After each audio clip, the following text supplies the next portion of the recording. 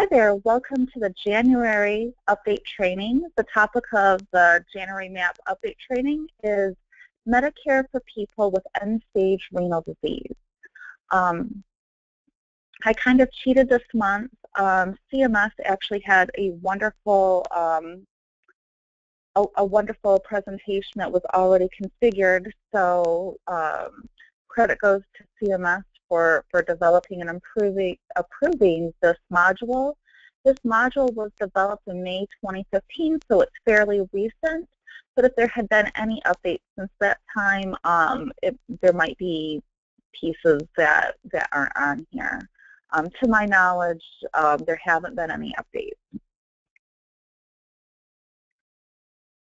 So in this session, we will help define what end-stage renal disease is, help explain Medicare eligibility and enrollment rules, determine what's covered under Medicare, identify health plan options for people with end-stage renal disease. In this module, we will use the acronym ESRD when discussing end-stage renal disease. So lesson 1 of this training is just an overview of Medicare for people with end-stage renal disease. It will provide an overview of Medicare for people with end-stage renal disease and include basic eligibility information and Medicare eligibility information based on ESRD. ESRD is defined as permanent kidney failure that requires a regular course of dialysis or kidney transplant. In 1972, Medicare was expanded to include 2 groups of people, certain people with a disability and those with ESRD. The expanded coverage began in 1973. There are 5 stages of chronic kidney disease. The National Kidney Foundation developed guidelines to help identify the levels of kidney disease. If you have stage 5 kidney disease, you may be eligible for Medicare based on ESRD. Kidney.org is the National Kidney Foundation's website and has more information about chronic kidney disease. You can get Medicare no matter how old you are if your kidneys no longer work, you need regular dialysis, or have had a kidney transplant, and one of these applies to you. You've worked the required amount of time under Social Security, the Railroad Retirement Board, or as a government employee. You're already getting or eligible for Social Security or Railroad Retirement benefits. You're the spouse or dependent child of a person who meets either of the requirements listed above. You may be eligible based on the earning records of a current or prior same-sex spouse if you were married in the state that permits same-sex marriage, were living together at the time of application or while the claim was pending final determination in the state that recognizes same-sex marriage, and were married for at least 10 years if divorced. You must also file an application and meet any deadlines or waiting periods that apply. CMS product number 11392, Medicare for children with end-stage renal disease, has more information about Medicare for children with end-stage renal disease. If you qualify for Medicare Part A, you can also get Medicare Part B. Enrolling in Medicare Part B is your choice and is not automatic. If you don't enroll in Part B when you get Medicare Part A, you must wait until a general enrollment period, January 1st through March 31st of each year, to apply. And you may have to pay a late enrollment penalty.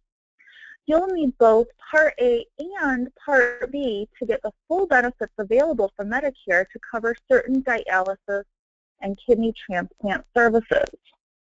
Call your local Social Security office to make an appointment to enroll in Medicare based on ESRD and for more information about the amount of work needed under Social Security or as a federal employee to become eligible for Medicare. Note, if you don't qualify for Medicare, you may be able to get help from your state Medicaid agency to pay for dialysis treatment, as long as the income is below the threshold to receive Medicaid. So it's time to check our knowledge. A diagnosis of ESRD is the only requirement for Medicare based on ESRD. True or false? If you answered false, you're correct. In addition to meeting the medical requirements, one of these must also apply to you. You've worked under the required amount of time under Social Security, Railroad Retirement Board, or as a government employee. You're already getting or eligible for Social Security or Railroad Retirement benefits, or if you're the spouse or dependent child of a person who meets either of the requirements listed above. Lesson 2 of this update training is the Medicare Enrollment-based ESRD. This will cover the following: enrolling in Medicare, Medicare and group health plan coverage, enrollment considerations, rules for ESRD coverage, when it starts, continues, resumes, and ends. If you're already enrolled in Medicare based on age or disability, and you're already higher Part B premium because you didn't enroll in Part B when you were first eligible, you'll no longer have to pay the penalty when you become entitled to Medicare based on ESRD. You'll still have to pay the Part B premium. Call the Social Security office to make an appointment to enroll in Medicare based on ESRD. If you're receiving Medicare benefits based on ESRD when you turn 65, you have continuous coverage with no interruption. If you did not have Part B prior to 65, you'll automatically be enrolled in Part B when you turn 65, but you can decide whether or not to keep it. If you were paying a higher Part B premium for late enrollment, the penalty will be removed when you turn 65. If you enroll in Part A and wait to enroll in Part B, you may have a gap in coverage since most expenses incurred for ESRD are covered by Medicare Part B rather than Part A. You'll only be able to enroll in Part B during the general enrollment period from January 1st through March 31st each year, with Part B coverage effective July 1st of the same year. In addition, the Part B premium may be higher. The late enrollment penalty is 10% for each 12-month period somebody was eligible but did not enroll. There is no special enrollment period for Part B if you have ESRD. This includes individuals who are duly entitled to Medicare based on ESRD and age or disability.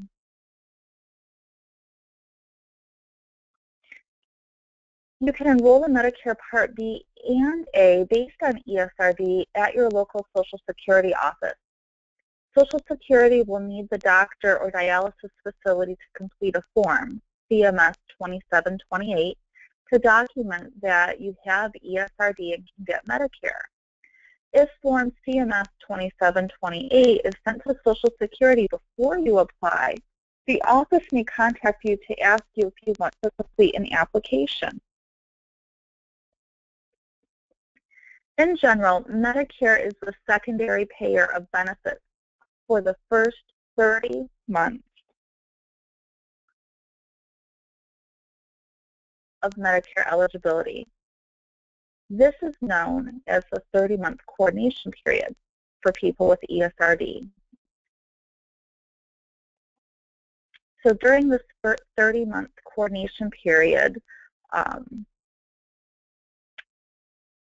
the employer group health plan or union group health plan coverage would be primary. If your group health plan coverage will pay most or all of your health care costs, you may want to delay enrolling in Medicare Part A and B until you're getting toward the end of the 30-month coordination period. If you delay enrollment, you won't have to pay the Part B premium. Sorry about that. There we go. If you delay enrollment, you won't have to pay the Part B premium for coverage you don't need yet. After the 30-month coordination period, you should enroll in Part A and B. If you will soon receive a kidney transplant, get the facts about eligibility and enrollment before deciding to delay, because there are shorter time periods for eligibility and enrollment deadlines for transplant recipients. So here's the deal with end-stage renal disease and Medicare. Most people, when they're in end-stage renal disease, they're under the care of a nephrologist. They're going to a dialysis facility. And at those dialysis facilities, they have a coordinator that helps with the Medicare application. So we, MAP, rarely have instances where we help somebody apply. We also don't get very many questions for people who want to know how to apply because they're already in good hands. So just as we're going through this, keep in mind, this is great information and important, but if you forget this information, these people are in good hands. So if you're eligible for Medicare because you get a regular course of dialysis treatment, your Medicare entitlement will usually start the 4th month of a regular course of dialysis. Therefore, Medicare won't generally pay anything during the first 3 months of a regular course of dialysis unless you already have Medicare because of age or disability. If you're covered by a group health plan, that is generally the only payer for the first 3 months of dialysis. Once somebody with Medicare coverage, once somebody has Medicare coverage because ESRD, there's a period when your group health plan will pay first on the health care bills and Medicare will pay second. This is called the 30-month coordination period. However, some Medicare plans sponsored by employers will pay first. Contact your plan's benefits administrator for more information. There's a separate 30-month coordination period each time you enroll in Medicare based on end-stage renal disease. For example, if you get a kidney transplant that functions for 3 years, after the end of 36 months, your Medicare coverage ends. If after the 36 months you enroll in Medicare again because you start dialysis or get another transplant, then Medicare coverage will start again right away. There will be no more 3-month waiting period before Medicare begins to pay. However, there will be a new 30-month coordination period if you have group health plan coverage. The 30-month coordination period starts the first month you're able to get Medicare even if you haven't signed up yet. For example, you start dialysis in June. The 30-month coordination period generally starts in September 1st, which is the 4th month of dialysis, even if you don't have Medicare. Tell your providers if you have a group health plan coverage during this period so your services would be billed correctly. After the 30-month coordination period, Medicare pays first for all Medicare-covered services. The group health plan may pay for services not covered under Medicare. If you're covered by an employer group health plan, you may want to delay applying for Medicare. Here are some things to consider. If your group health plan pays all of the healthcare costs with no deductible or coinsurance, you may want to delay enrolling in Medicare until shortly before that 30-month coordination period ends to avoid a break in coverage. Many group health plans will cut off primary payment after the 30th month. If you pay a deductible or coinsurance under a group health plan, enrolling in Medicare Parts A and B could pay those costs. If you enroll in Part A but delay Part B, you don't pay the Part B premium during this time. However, you'd have to wait until the next general enrollment period to enroll, and coverage wouldn't begin until July 1st. And you may have to pay a penalty. If you enroll in Part A but delay Part B, the prescription coverage, you don't have to pay the Part D premium during this time. You may have to wait until the next open enrollment period to enroll, and that's from October 15th through December 7th, with coverage beginning January 1st. And your premium may be higher without creditable coverage, which means that your coverage is expected to pay on average as much as the standard Medicare prescription drug coverage. Immunosuppressive drug therapy is only covered by Medicare Part B for people who were entitled to Part A at the time of a kidney transplant, provided that the transplant was performed at a Medicare-approved facility and Medicare made a payment for the transplant, or if Medicare made no payment, Medicare was the secondary payer. Medicare entitlement ends 36 months after successful kidney transplant if end-stage renal disease is the only reason for Medicare entitlement. If Part B covers these drugs and you have the Part D prescription drug plan, then Part B coinsurance costs don't count towards the Part D prescription drug catastrophic coverage. People who don't meet the conditions for Part B coverage of immunosuppressive drugs may be able to get coverage by enrolling in Medicare Part D prescription drug plan. However, Part D prescription drug plans won't cover immunosuppressive drugs if they would have been covered by Part B, but the person has not enrolled in Part B. Part D prescription drug plans could help pay for outpatient drugs needed to treat other medical conditions such as high blood pressure, uncontrolled blood sugar, or high cholesterol. Medicare coverage usually begins on the first day of the 4th month of a regular course of dialysis. This initial 3-month period is called the qualifying period. Coverage can begin the first month of a regular course of dialysis treatment if you meet all of these conditions. You participate in home dialysis training program offered by a Medicare-approved training facility during your first 3 months of your regular course of dialysis. Your doctor expects you to finish training and be able to do your own dialysis treatment. Medicare coverage begins the month you get a kidney transplant or the month you're admitted to an approved hospital for a transplant or procedures preliminary to a transplant, providing that the transplant takes place in that month or within the 2 following months. Medicare coverage can start 2 months before the month of your transplant.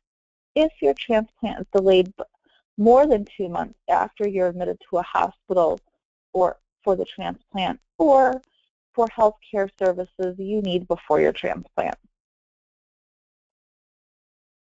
No, when you enroll in Medicare based on ESRD and you're on dialysis, Medicare coverage usually starts on the first day of the 4th month of your dialysis treatment. This waiting period will start even if you haven't signed up for Medicare. If you're eligible for Medicare coverage only because of ESRD, your Medicare coverage will end 12 months after the month you stop dialysis treatment or 36 months after the month you have a kidney transplant. Medicare coverage will continue without interruption if you start a regular course of dialysis again or get a kidney transplant within 12 months after you stop getting regular course of dialysis. Or you start a regular course of dialysis or get another kidney transplant before the end of the 36-month post-transplant period. Medicare coverage will resume with no waiting period if you start a regular course of dialysis again or get a kidney transplant more than 12 months after you stopped getting a regular course of dialysis. Or you start a regular course of dialysis or get a kidney transplant more than 36 months after a kidney transplant. No, it's important to note that for coverage to resume, you must file a new application for this new period of entitlement. All right, it's time to check our knowledge again. If you're receiving a regular course of dialysis in a Medicare-approved facility, When will your Medicare coverage based on ESRD start? The first day of the next month, 60 days after dialysis, 30 days after dialysis, or the first day of the 4th month?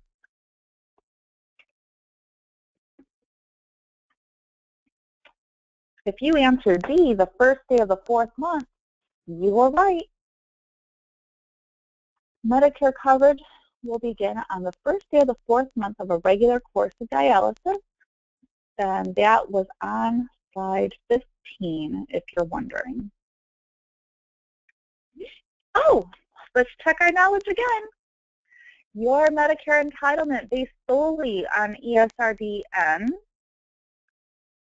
12 months after the month you no longer require a regular course of dialysis, 36 months after the month of your kidney transplant, 90 days after your kidney transplant, or both A and B are correct.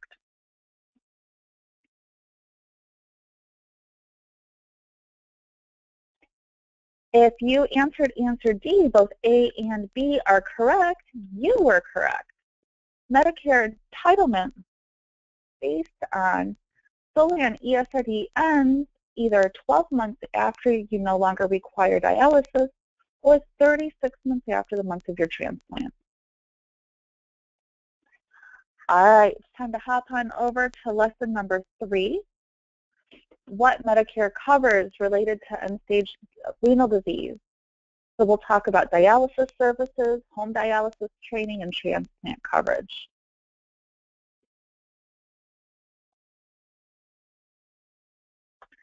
As a person entitled to Medicare based on end-stage renal disease, you're entitled to all Medicare Part A and B services under Original Medicare. You may also choose to get the same prescription drug coverage under Medicare Part B prescription drug plan, just as any other person with Medicare. In addition, special services are available for people with end-stage renal disease. These include coverage for immunosuppressive drugs for transplant patients, as long as certain conditions are met, and we've already talked about that, and other services for transplant and dialysis patients. Medicare.gov has a section, if you go to the coverage where find out what Medicare covers, and you can type in dialysis, and there's a whole section for dialysis services and supplies.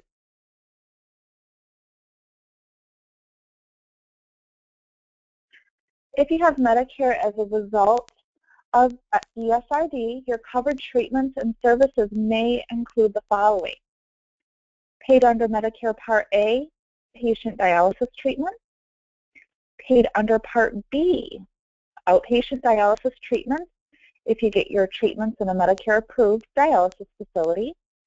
Outpatient doctor services, home dialysis training, home dialysis equipment and supplies. Certain home support services, this may include visits by trained technicians to help during emergencies and to check your dialysis equipment and water supply. Certain drugs for home dialysis. Part B also covers medical nutrition therapy services and certain related services. A registered dietitian or nutrition professional who meets certain requirements can provide these services, which may include nutritional assessment, one-on-one counseling, and therapy services, either in person or through an interactive telecommunications system. If you get dialysis in a dialysis facility, Medicare covers medical nutrition therapy as part of your overall dialysis care. There are 2 types of dialysis that can be performed at home: hemodialysis and peritoneal dialysis. Hemodialysis uses a special filter called a dialyzer to clean your blood. The filter connects to a machine. During treatment, your blood flows through the tubes into a filter to clean out the waste and extra fluid. The newly cleaned blood then flows into another set of tubes and back into your body. Peritoneal uses a special solution called dialysate that flows through a tube into your abdomen. After a few hours, the dialysate takes waste from your blood and can be drained from your abdomen. After draining the used dialysate, your abdomen is filled with fresh dialysate and the cleaning process begins again. Some of the most common drugs covered by Medicare under ESRD progressive payment system include heparin, which slows blood clotting. It's a drug to help clotting when necessary, topical anesthetics, and epotin alpha for managing anemia. Note, for renal dialysis services furnished on or after January 1st, 2014, all ESRD facilities are paid 100% under ESRD progressive payment system, and blended payments are no longer made. All ESRD-related injectable drugs, biologicals, and oral equivalents of those injectable drugs and biologicals are included in the ESRD progressive payment system. You may qualify for home dialysis training if you think you could benefit from learning how to do self-dialysis for at-home treatment, and your doctor approves. Training sessions will occur at the same time you get your dialysis treatment. The training must be conducted by a dialysis facility that has been certified by Medicare to provide home dialysis training. Home dialysis training generally takes about 3 to 8 weeks to prepare the patient for home dialysis. Certain home services may be covered, including visits by your trained technicians to help during emergencies and to check the equipment and water supply. Medicare may also cover certain home dialysis equipment and supplies, including alcohol wipes, dialysis machine and chair, sterile drapes, rubber gloves, and scissors for as long as you need dialysis at home. Medicare coverage can start as early as the first month of dialysis if you meet the following conditions. You take part in a home dialysis training program offered by a Medicare-approved training facility to teach you how to give yourself dialysis treatments at home. Your doctor expects you to finish training and be able to do your own dialysis treatment. It's important to note that Medicare won't cover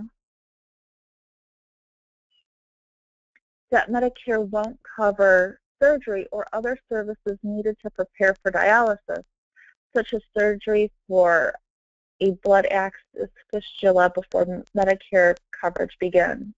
However, if you complete home dialysis training, your Medicare coverage will start the month you begin regular dialysis, and these services could be covered.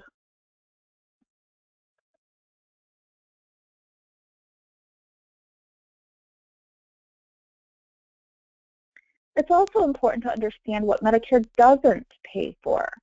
The following are not paid for by Medicare: pay dialysis aids to help with home dialysis, any lost income to you or the person who may be helping you during home dialysis training, a place to stay during your treatment, blood or packed red blood cells used for home dialysis unless part of a doctor's service or needed to prime the dialysis equipment, and non-treatment related medicines. In some cases, Medicare may cover ambulance transportation when you have ESRD. There are multiple factors that contribute to whether or not your ambulance transport is covered for dialysis. For non-emergency scheduled repetitive ambulance services, the ambulance supplier must get a written order from your doctor before you get the ambulance service. The doctor's written order must certify that ambulance transportation is medically necessary and must be dated no earlier than 60 days before you get an ambulance service. If you're in a Medicare Advantage plan, the plan may cover some non-ambulance transportation to dialysis centers and doctors. Read your plan materials or call the plan for more information. Medicare coverage of ambulance services is a publication that's available on Medicare.gov, and there's some more information on this topic in that publication.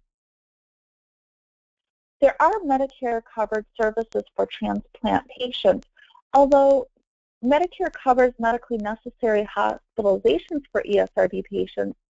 Those who are undergoing kidney transplant have coverage as long as their kidney transplant is done in a hospital that's approved by Medicare to do transplants. Part A covers the following: inpatient hospital services for kidney transplant and or preparation for a transplant, as long as the hospital is a Medicare-approved transplant center. Medicare covers both living and cadaver donors. All medically necessary care related to the donation for a living donor in the hospital is covered, including any care necessary due to complications. Healthy individuals can usually live with just one kidney. It also covers the Organ Procurement and Transplant Network Registry fee, which aims to provide living donor transplant for people facing kidney failure, and then laboratory tests for you and the potential donor. Medicare Part B transplant patient coverage includes the following: surgeon services for a transplant for both the patient and the donor. The donor does not have to meet a deductible. Immunosuppressive drug therapy following kidney transplant under certain conditions. Alrighty, it's time to check our knowledge. Inpatient hospital services for both the patient and donor are covered by Medicare Part A. True or false? You answered true. You are correct. Medicare Part A covers the following: inpatient hospital services for kidney transplant and or preparation for a transplant. Medicare covers both living and cadaver organs. It covers the Organ Procurement Transplant Network Registry fee and laboratory tests. All right, we're hopping over to lesson number 4, coverage options for people with end-stage renal disease. In this session, we will cover Medigap or Medicare supplemental insurance policies, Medicare Advantage plans, prescription drug plans, and Medicare, the health insurance marketplace, and ESRD. A Medigap, or Medicare Supplement Insurance Policy, is a health insurance policy sold by private insurance companies to help fill the gaps, like deductibles and coinsurance, in original Medicare coverage. Federal law does not require insurance companies to sell Medigap policies to people under 65. However, the following states do require Medigap insurance companies to sell to people under 65: Colorado, Connecticut, Florida, Georgia, Hawaii, Illinois, Kansas, Louisiana, Maine, Maryland, Michigan, Minnesota, Mississippi, Missouri, New Hampshire, New Jersey, New Mexico, New York, North Carolina, Oklahoma, Oregon, Pennsylvania, South Dakota, Tennessee, Texas, and Wisconsin. Medigap is not available to people with end-stage renal disease under 65 in California, Massachusetts, and Vermont. In Delaware, Medigap is only available to people under 65 if they have end-stage renal disease. Even if your state isn't on the list above, which ours is, some things we need to know. Some insurance companies may voluntarily sell Medigap policies to people under 65. Some states require that people under 65 who are buying a Medigap policy be given the best price available. Ours is not one. Generally, Medigap policies sold to people under 65 may cost more than policies sold to people over 65. If you live in a state that has a Medigap open enrollment period for people under 65, you'll be able to buy a Medigap policy sold in your state if available. Insurance companies selling Medigap policies are required to report data to the National Association of Insurance Commissioners, the U.S. standard setting and regulatory support organization created and governed by the chief insurance regulations from the 50 states, District of Columbia, and 5 U.S. territories. Medicare Advantage plans are generally not available to people with ESRD. For most people with ESRD, original Medicare is usually the only option. You may be able to join a Medicare Advantage plan if you're already getting your health benefits through the same organization that offers an a Medicare Advantage plan, like an employer group health plan. While you're in an MA plan, the plan may be the primary provider of your health care coverage. You must use your Medicare Advantage plan's identification cards instead of your red, white, and blue Medicare cards when you see your doctor or get other kinds of health care services. In most MA plans, you usually get all of your Medicare-covered health care through the plan, and the plan may cover extra benefits. You may have to see doctors who belong to the plan or go to certain hospitals to get services. You'll have to pay other costs, such as co-payments or co-insurance, for these services you get. Medicare Advantage plans include HMOs, PPOs, private fee-for-services, Medicare medical savings accounts plans, and special needs plans. There are a few other situations in which somebody with ESRD can join a Medicare Advantage plan. If you're already in a Medicare Advantage plan and develop ESRD, you can stay in that plan or join another plan offered by the same company in the same state. If you've had a successful kidney transplant, you may be able to join a plan. You may also join an MA plan if you're in a non-Medicare health plan and later become eligible for Medicare based on an ESRD. You can join an MA plan offered by the same organization that offered you non-Medicare health plan. There must be no break in coverage between the non-Medicare plan and the MA plan. If your plan leaves Medicare or no longer provides coverage in your area, you can join another MA plan if one is available in your area and is accepting new members. MA plans may choose to accept enrollees with ESRD who are enrolling in an MA plan through an employer or union group under certain limits and circumstances. If you have ESRD and decide to leave your MA plan, you can choose only Original Medicare. Special needs plans limit all or most of their membership to people in certain situations, like nursing home or who are eligible for both Medicare and Medicaid, or who have certain chronic or disabling conditions. Some Medicare Advantage plans, SMPs, may accept people with ESRD. These plans must provide all of Part A and Part B health care and services. They must also provide Medicare prescription drug coverage.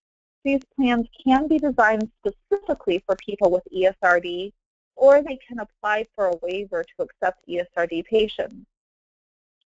Special needs plans are available in limited areas and only serve a few people with ESRD. The SMP must be designed to provide Medicare health care and services to people who can benefit the most from things like special expertise of the plan's providers and focused care management. Special needs plans must also provide Medicare prescription drug coverage. For example, an SMP for people with diabetes might have additional providers with experience caring for chronic conditions related to diabetes, have focused special education or counseling, and or nutrition and exercise programs designed to help control the condition. SMPs for people with both Medicare and Medicaid might help members access community resources and coordinate many of their Medicare and Medicaid services.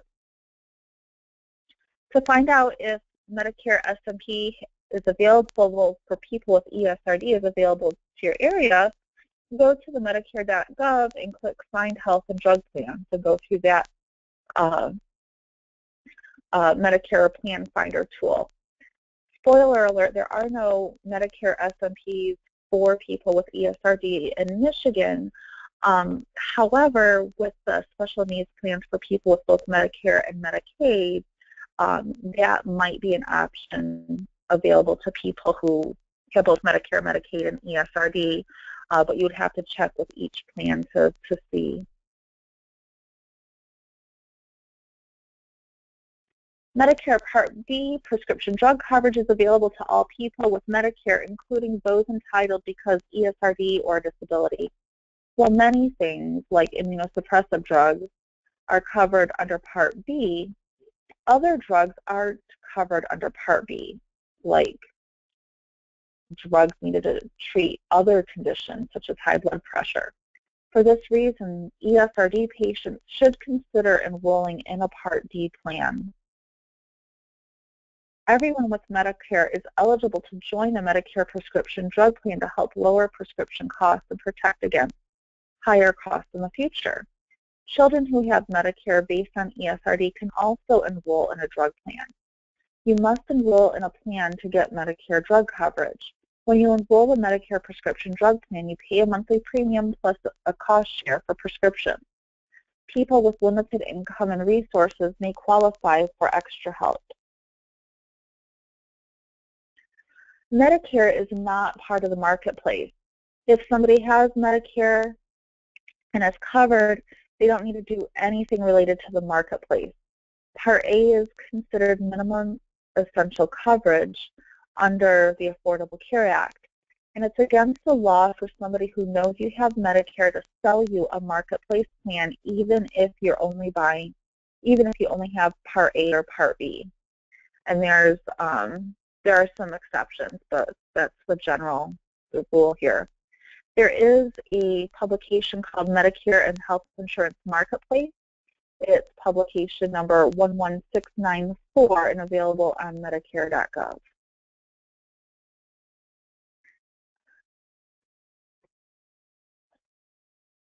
There's a small population of people with Medicare under 65 who currently get supplemental coverage through state high-risk pools, approximately about 6,000 nationwide. In the state of Michigan, we do not have a high-risk pool, so this slide is kind of a moot point. But just be aware that in other states, this might be a thing that people have to face.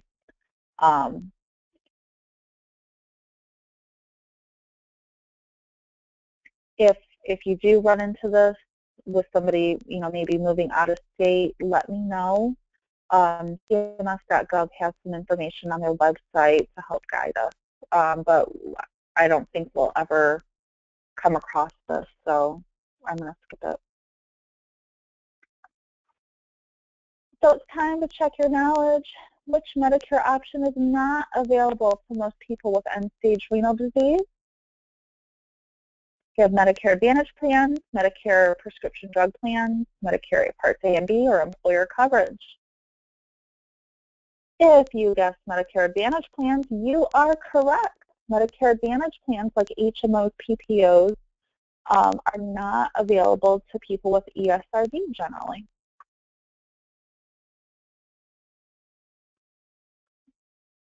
All right, so lesson 5, this is additional sources of information, and this is the last little module that we have. So we're going to talk about websites, publications, and other resources.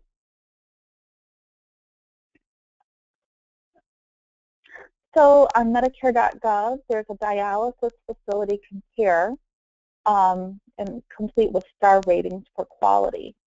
So the Centers for Medicare and Medicaid Services has a dialysis facility compare tool on Medicare.gov where you can search for a facility near you by zip code, city, or state.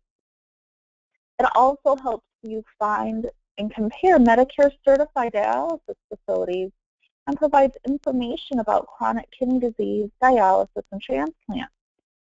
In January of 2015, CMS added a star rating system in an effort to make data on dialysis centers easier to understand and use.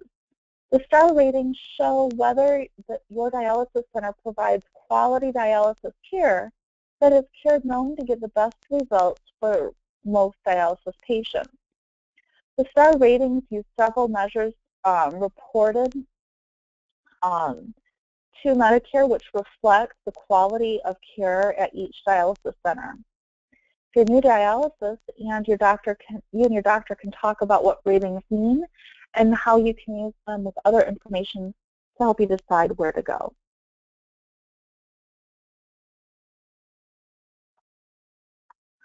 Under the direction of CMS, the ESRD network program consists of a national network of 18 ESRD networks responsible for each state, U.S. territory, and District of Columbia. The ESRD networks service geographic areas based on the number and concentration of ESRD beneficiaries. ESRD networks work with consumers and ESRD facilities and other providers of ESRD services to refine care delivery systems to make sure ESRD patients get the right care at the right time. ESRD networks are an excellent source of information for people with Medicare and healthcare providers. ESRD networks are responsible for developing criteria and standards relating to the quality and appropriateness of care for ESRD patients. They assess treatment modalities and quality of care.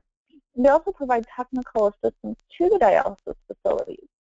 The ESRD networks also help educate people with Medicare about the Medicare program and help resolve complaints and grievances. To protect patients from reprisal, CMS policy no longer requires the complaint process to start at the facility. Patients can now bypass the facility and report grievances directly to the ESRD network. You can get contact information for the ESRD network in your area by going to Medicare.gov, and there's a publication, Medicare Coverage of Kidney Dialysis and Kidney Transplant Services, which is CMS Publication 10128, or there's a website, esrdnetworks.org. ESRD networks are currently working with Medicare to increase the use of arteriovenous fistulas, or AVF. Fistula First is the name given to the National Vascular Access Improvement Initiative. This quality improvement project is being conducted by all 18 ESRD networks to promote the use of AVF in providing hemodialysis for all suitable dialysis patients. A fistula is a connection surgically created by joining and an artery in the forearm that allows blood from the artery to flow into the vein to provide access for dialysis. Fistulas last longer, need less work, and are associated with lower rates of infection, hospitalization, and death than other types of accesses. Other access types include grafts, which is using a synthetic tube to connect the artery to a vein in the arm, and catheters, which are needles permanently inserted into a regular vein but left protruding from the skin. Just to note, there's a or CMS did not make the graphics on this page. It was courtesy of the National Institute of Diabetes and Digestive and Kidney Disease of the U.S. National Institutes of Health. They made up the pictures. So here's some key points to remember. ESRD is permanent kidney failure. If you have stage 5 chronic kidney disease, you may require a regular course of dialysis or a kidney transplant. You're eligible for Medicare Part A with medical documentation and required work credits, no matter how old you are, if your kidneys no longer function and you get a regular course of dialysis, engage in home dialysis, or have recently received a kidney transplant at an approved hospital. We discussed enrollment options and learned that if you receive all of Part A and B services, you can get Part D prescription drug coverage and receive some additional special services.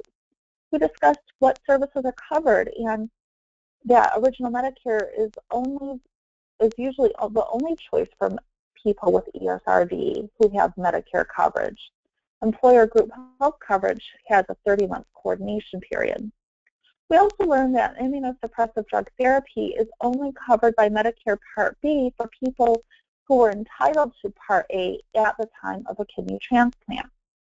We discussed the dialysis facility compare and ESRD networks that handle quality of care concerns. Key coverage resources are also available at medicare.gov/coverage/dialysis-services-and-supplies.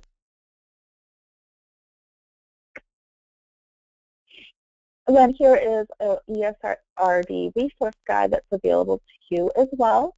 It includes the American Kidney Fund, ESRD networks, and then some Medicare publications that are related to ESRD.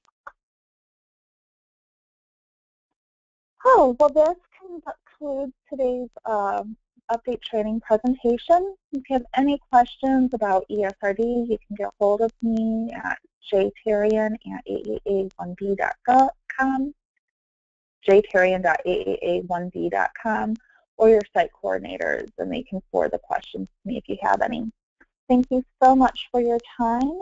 Please let your site coordinator know if you have viewed this presentation. You have a good day.